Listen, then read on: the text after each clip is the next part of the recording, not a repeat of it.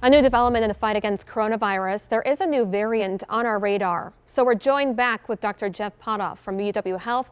Dr. Potoff, can you hear me? I can. Can you Okay, hear me? great. I can hear you. We can start by asking you about this new variant, MU variant, pronounced Mu. What do you know about it? Yeah, the Mu variant. So this is making some headlines. It has features genetically or structurally that make it look like it could be better at defeating our vaccines. Now, with that said, it's really not doing as much as we would expect it to do. You know, it is prevalent. There are some cases in the States, but it's not taking off like Delta. So this is an important variant to watch. Although right now I would worry a lot more about Delta than Mu. So we'll keep an eye on it. But right now, it's not taking over like Delta did just a couple months ago. Right. I talked to one infectious disease doctor earlier. He said that the regular coronavirus, the first one that started that variant, to the Delta is 1,000 times more infectious, the Delta variant, compared to the original.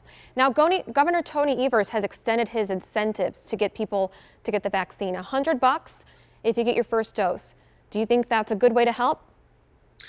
You know, I think for some people, this may actually motivate them to make that appointment. You know, oftentimes when I'm in the emergency department, I ask people if they're vaccinated. And if they're not, I say, you know, why not? And a number of those say, you know what, I just didn't get around to it. It didn't seem like it was that important.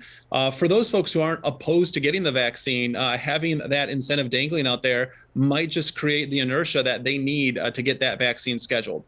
Okay, and we've seen a new rise in cases in the past couple of weeks with large gatherings like Summerfest or the Badger home game. Do you expect to see an even bigger spike?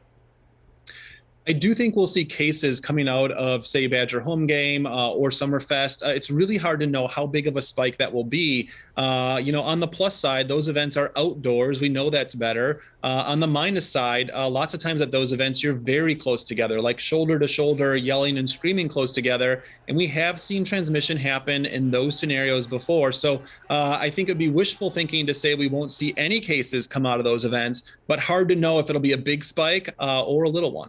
All right, Dr. Jeff Potoff with UW Health, thank you for joining us this afternoon.